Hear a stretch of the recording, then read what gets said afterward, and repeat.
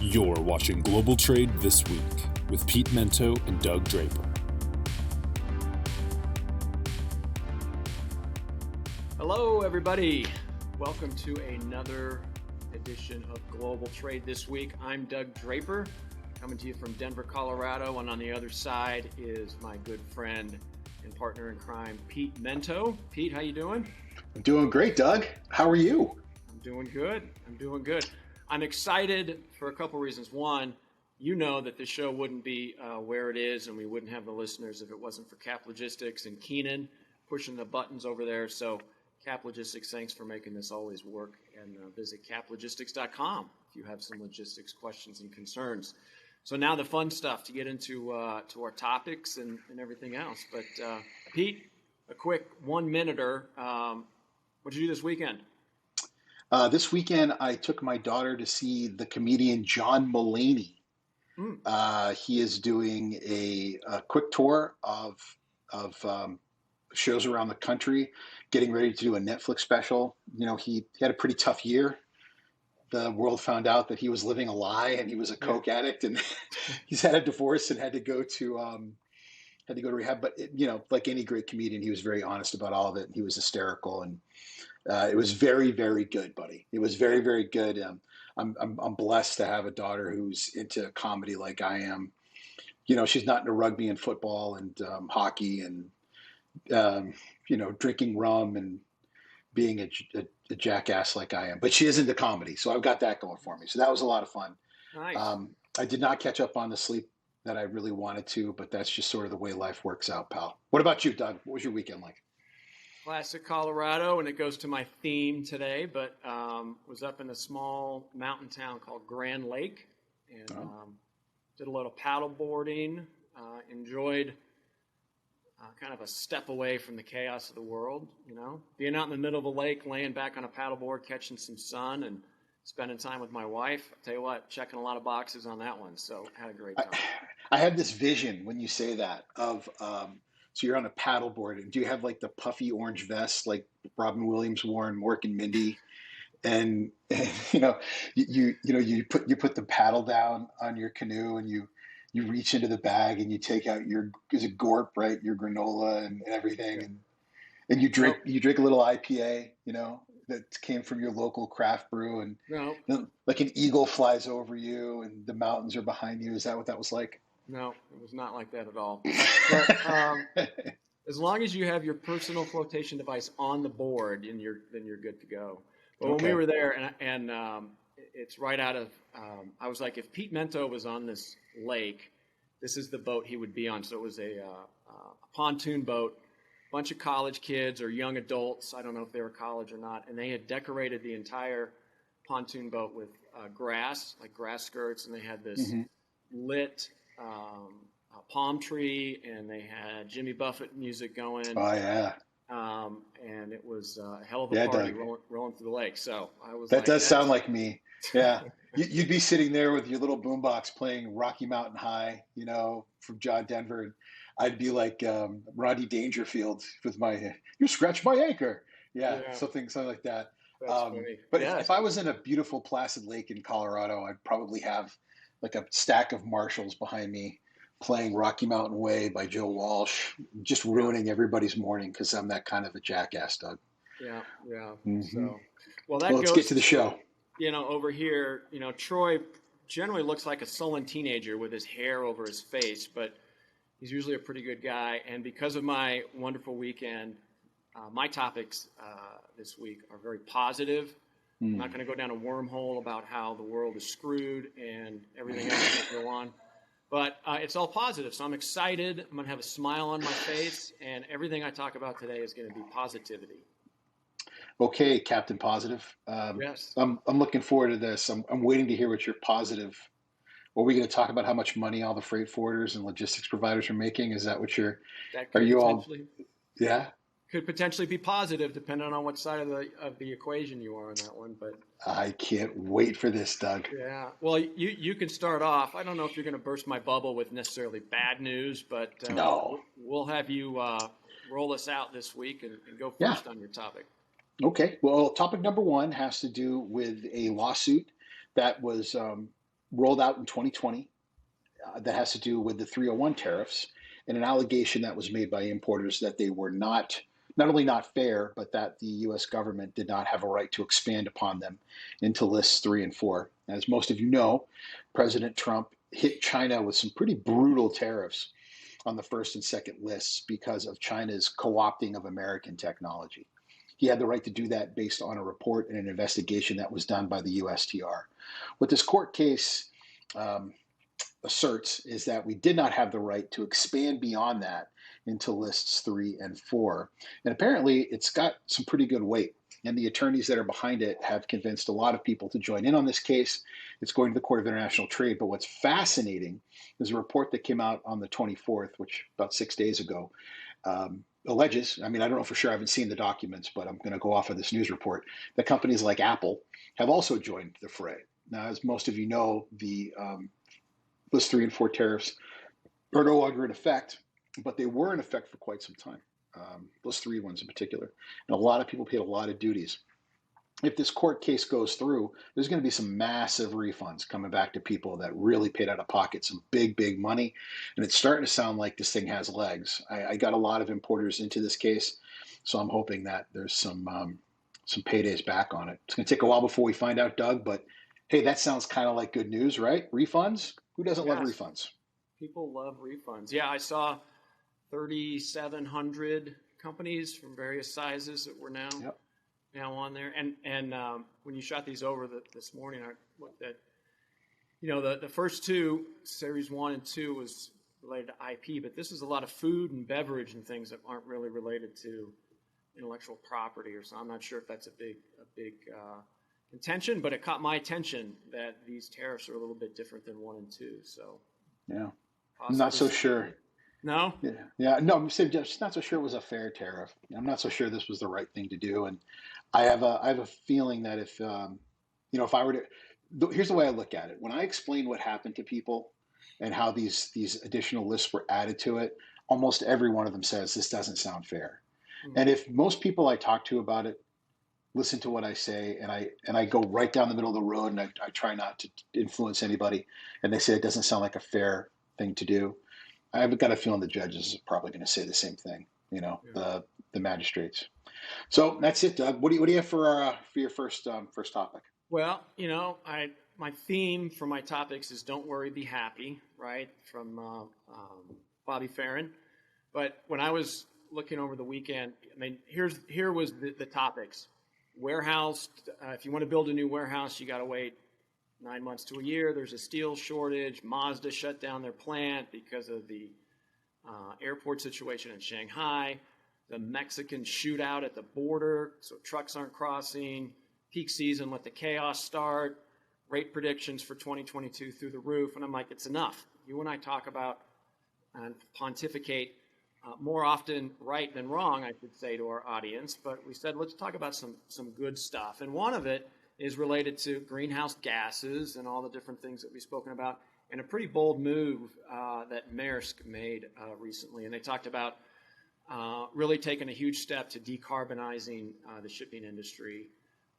Depending on your source, around 3% of greenhouse gases and the emissions come from that mode of transportation. But the gist is they're dropping $1.4 billion into 8 vessels. They're going to run on carbon neutral fuel. And they're saying that the vessels are going to be 16,000 TEU ships. So it's not just a little tugboat zipping across the pond. And 2024 delivery. So that seems pretty cool. The one reason, well, there's lots of different reasons, but one of them is that 50% of their 200 largest customers, which I don't understand why they just didn't say 100 of their largest customers. But anyway, everybody wants a green footprint. It's really a big focus. So Maersk saw that a lot of their direct clients are saying, we need, irrespective of Maersk, if that's the right word to use, we need a green supply chain. And Maersk is stepping up to the plate and saying, yeah, we hear what you're saying, and we're going to make our efforts, which I think is a pretty bold move. And I think that the ones that embrace will be the winners at the end. Winners meaning that they'll continue to work with those clients. Now, this one is being powered with carbon neutral methane, and I know there's lots of other options out there. And I'm sure there'll be people saying, that's not going to work, that's not going to work, this isn't going to work, throw some sails on some boats. But you know what? At least they're trying, right? At least they're trying to do something to make an impact. And others will follow, and maybe this isn't the right fuel method to move forward. But gosh darn it, they're trying something, and that's positive. And that's what I'm all about today, Pete, is positivity.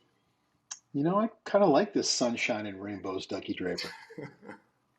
So first of all, when you work on a ship and you are operating on a vessel, there are a couple of things that are always at front of mind. First is safety, of course. Number one, always safety, safety, safety, safety, safety. And the second is expenses. And one of your biggest expenses after labor, it's going to be fuel. And not only are these companies going to be, in the long run, not up front, of course, but in the long run, by switching to these different types of fuels, there could be an efficiency opportunity here that you're talking about. Mm-hmm. Talking about natural gas and using it in this non-conventional sense, it's going to end up saving them in the long run. And as that technology becomes more and more efficient, I think it's going to end up being a pretty smart decision on their part. Yeah. Second of all, you make a great point, Doug. Whenever we talk about, and this is the part where whenever these conversations come up about alternative fuels, I try to tell everyone to just, unclench a little bit, drop your shoulders, take a deep breath. Yeah. It's going to take a while for the technology to catch up. It's going to take a while for this investment to pay off. Yes, it's going to be a little more expensive. Maybe it's a little less efficient. We got to start somewhere. We have to admit collectively that in the long run, this is the best thing for everybody. And there might be some stumbles, might cost a little bit more money, but in the long run, this is the right thing for everybody. And if you've never seen the efficiency of a gas turbine engine, it's what the U.S. Navy uses practically for everything. And they are fascinating, very efficient, and very fast. And if it's good enough for a cruiser, a destroyer, and an aircraft carrier, I think it's going to be good enough for container ships. It's a great topic, Doug. Thanks for bringing it up. Yeah, thanks. And that brings us to halftime, buddy. Halftime from our good friends at Cap Logistics. If you don't mind, I want to say something really quick here. Of course, yeah. So today is Monday, August the 30th. And as always, I'm wearing a hat. And today I'm wearing my New Orleans Saints hat. I often wear hats from the Crescent City. I often wear Louisiana-inspired clothing and hats. And that is because I am a great lover and a great defender and a proud descendant of the New Orleanian family line of mine. And I'm a rider of Endymion and a big lover of Mardi Gras. And unfortunately, that beautiful city was hit dead on in a grim anniversary yesterday with another hurricane.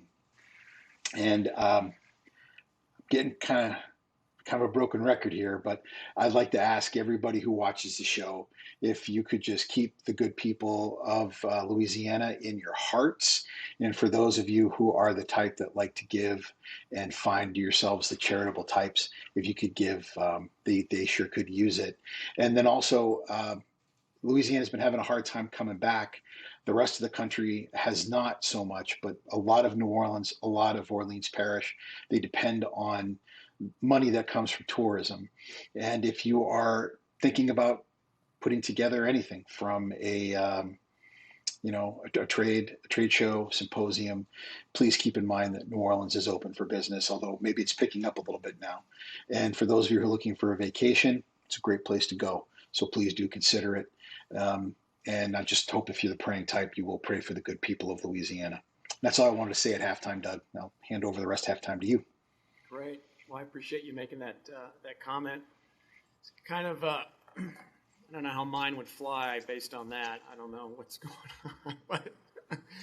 But anyway, we have topics, and that's the beauty of it, is that we don't really know what either one is going to talk about until a few minutes prior. So, is this like when Casey Kasem came out of the conversation about the dead dog, and then he had to do the really upbeat, he was like, I don't know if you've ever heard that, but there's an awesome audio file of it where he had to do a dedication about a dead dog, and then he had to do I'm Walking on Sunshine was the next song, and he just loses it on the air. If you've never heard it, Doug, it's one of the greatest moments in radio history. I'll have to send you the file for it, but Yeah, go ahead, man. What's the next topic on the Well, the next, halftime? again, in my good news theme, I want to Ah, let you know that TikTok has officially banned any content related to the milk crate challenge. ah, I'm not sure if you've seen that or if our audience has oh seen my it, but gosh. stack milk crates like a pyramid. You walk up one side, you walk down the other, you try to balance in the middle. And the higher they stack, the harder you fall. So there's been lots of people who have been seriously hurt. Yeah. Anyway, that pales in comparison to the note and the message that you just said, Pete. But Oh that's no, no, what I Doug, had to Doug, talk about. Doug. So this will probably come as no surprise to you, but my daughter is an attention-seeking meathead just like me. So the fact that I had to say to her, "Please do not do the milk crate challenge," like I had to look at her and say, "Do you hear me? If you and your friends think this is a good idea, I'm telling you right now, it's not. And if I ever find any evidence of you doing it, you're gonna wish you fell down those milk crates." Like I think it was. I have to worry about that having a 15-year-old daughter with a cell phone and a video camera on it. So yeah, I get it, man. Thank Yeah. God they took it off because seeing those people fall like that, and where are they getting these milk crates? I used to collect vinyl. It was next to impossible to find those things. Yeah. Where they find them? I don't know. I guess soy milk still has to travel in milk crates. Yeah. Well, that takes us out of halftime from our good friends at Cap Logistics. Learn more about them. You can check them out at caplogistics.com. And that brings me to um, my second topic, which is an interesting one. You know, it came out last week that the World Trade Organization put out a report talking about what um, most of the disagreements were between countries, and many of the formal complaints that were coming back and forth, more than half, as a matter of fact, had to do specifically with food safety, food marking, food labeling, and food importation disagreements between Mm-hmm. countries. And that might, for many people, seem to be a little bit odd. But if you've been following, probably over the past 20 years in particular, a lot of the disagreements between trading nations, it really isn't. One of the easiest ways to become a real problem and a real wrench in global trade for a country is to create a non-tariff barrier to entry for agricultural goods by making onerous requirements for both inspections and for marking, um, safety marking on agriculture. A lot of this has to do, buddy, with America. Um, you're from the Midwest. I'm a Texan, and we grew up around agriculture. It's funny for a lot of people who are from places like the East Coast and from the West Coast. They're not used to seeing miles and miles of cornfields or miles and miles of wheat fields, or in my case, lots of empty land with cows on it. But for people like us that are from agricultural parts of the heartland, there's still a lot of people that make their living, a good living, in agriculture. And a lot of them also make an even better living by exporting it. And our government does everything they can whenever we have new trade agreements or whenever we're trying to stabilize our international relations to open up more activity to export these products overseas. I think I mentioned this once before in the show. On my last trip to India, I could not believe how many roadside U.S. sweet corn stalls I saw. Really? Huh. Yeah, where there were just scores and scores of young Indian people who were just happily eating steamed ears of sweet corn on the side of the road. Um, as a guy who has not eaten carbs in a long time, it's kind of making me salivate right now just thinking about it. But it's become a cash crop export to India and a very popular thing to eat there. And also beef exports. Man, let's face it, nobody can raise cattle like America and Canada can. And nobody can raise large format high stock wheat. Nobody can get after corn like we can. No one can get after soy like we can, and the Canadians. And boy, can we export it. So these other countries are looking for ways to make it difficult for us to be financially viable. And for those of you who have never spent a lot of time in the heartland, you've never been to Minnesota, or you've never been to Wisconsin or Iowa, Kansas, Texas, there are people who have generations upon generations of farms and the financing that goes along with it that have done nothing but work this land for a century, maybe longer, and they've maintained a lifestyle doing it. They've exported part of it. They've sold it locally, but their fortunes have risen and crashed on something as simple as the way the weather has gone. And as a government, we know that maintaining our independence, being able to project our power overseas, and also maintain economic dominance globally has a lot to do with our ability to remain stable with regards to agriculture. So don't expect the U.S. to take our foot off the pedal with regards to maintaining stability, but also don't expect us to not keep applying pressure globally to ensure the export of this agriculture. Now, whether or not we can move it, Doug, I think you probably have a lot more to say about that than I do. Well, first of all, I love the shout out to the Midwest. Both you and I, like I said, Kansas and Texas, and yeah, there's miles and miles of John Deere green when you're driving through the Midwestern states, man. Yeah. It's amazing. And for the most part, the government has the back of the farmer, and I can appreciate that. The one thing that, and we've made mention of this before, is a little concerning is it's harvest season, baby, and they're going to have to get that product out of the U.S., and the whole container and the misalignment of equipment, I think, is going to be something that we will need to keep note of. But this is a positive show for me, so I'm not going to go down that wormhole. But yeah, I think it's interesting. I had not thought about the fact that it can be a barrier to entry, ulterior motives, if you will. If you can't figure out the taxes, well, let's just create some problems with the food imports. So that's a very valid point I had not thought of. Yeah. Yeah, Doug, anytime I'm around a group of young men, mostly young men, and they talk about how hard their job is, which is normally the stress of working behind a desk. I tell them, why don't you go work on a shrimp boat in the bayou? Why don't you go milk cows for a month or two? Why don't you go dig skinny cows out of the mud out in Abilene? Why don't you go work on an oil patch for a year or so? Tell what you think about that. Why don't you go spend some time harvesting corn? Why don't you go bale hay? Why don't you go see what it's like working on what it takes to bring food to the table of the average American? And then why don't you tell me, or even more than that, why don't you go work in a chicken processing plant or pork processing plant? And then let me know if you think that what you do now is hard, because you make about 5 or 6 times more than those people do. And you got to go home every single night, never get dirty, and you're probably eating the very food that those people really toil over. So I hope we find a way to make those exports profitable and maintain that very important lifeline, because the last thing we want to do is have to subsidize these people, and they don't want it either. Mm-hmm. Yeah.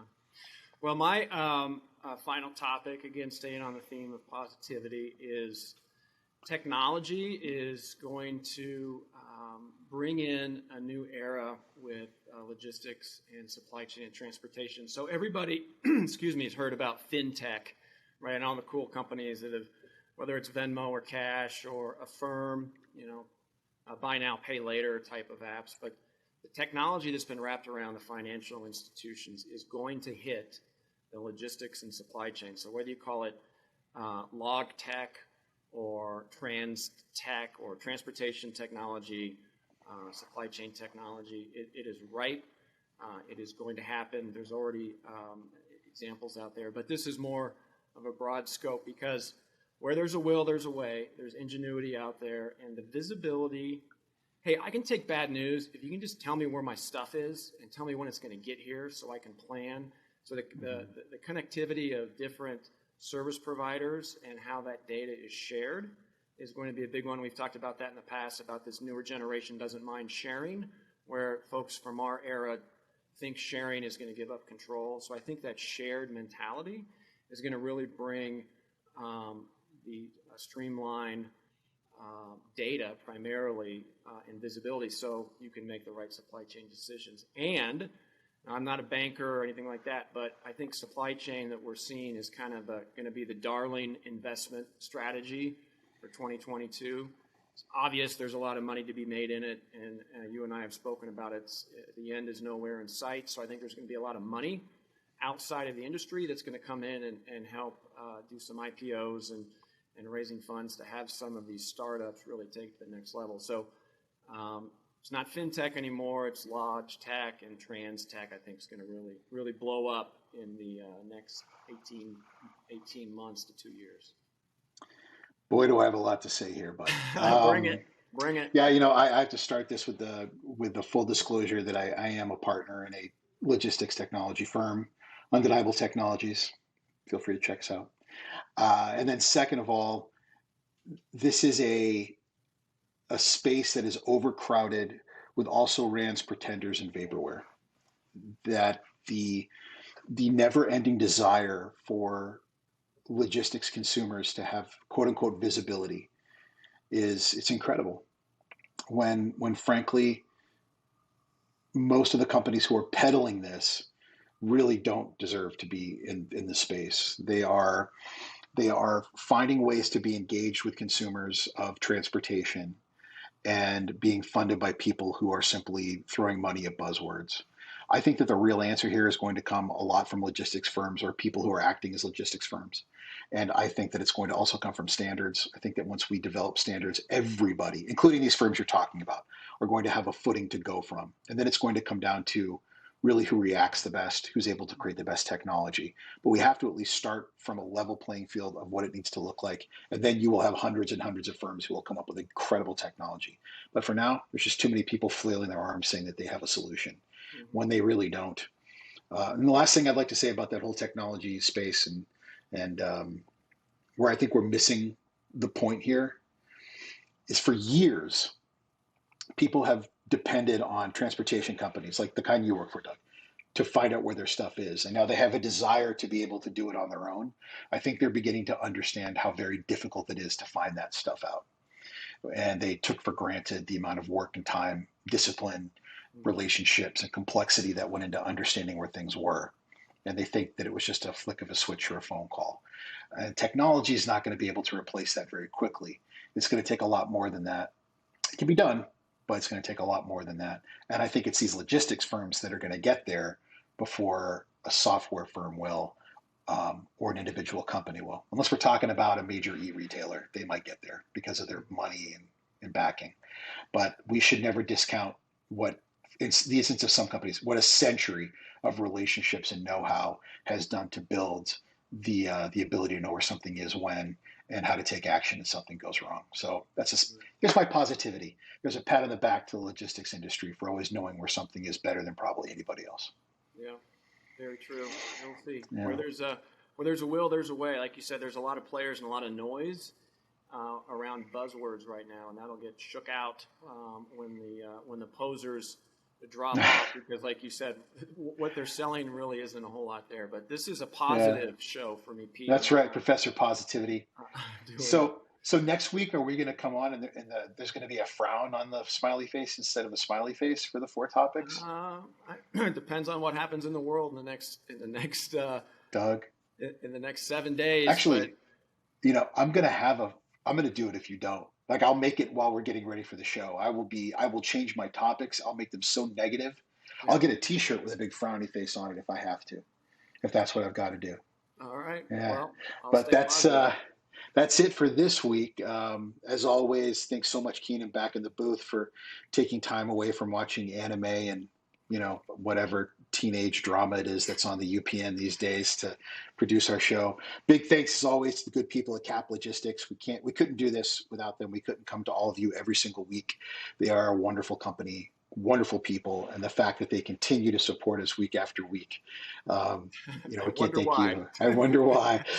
We thank them so much. And Doug, I can't thank you enough for coming on here week after week with me. We'll see if we continue to predict the future like we always have. And with that, no farms, no food. Pray for New Orleans, defend New Orleans, and we'll see you again with another great edition of Global Trade this week. Take it easy, everybody.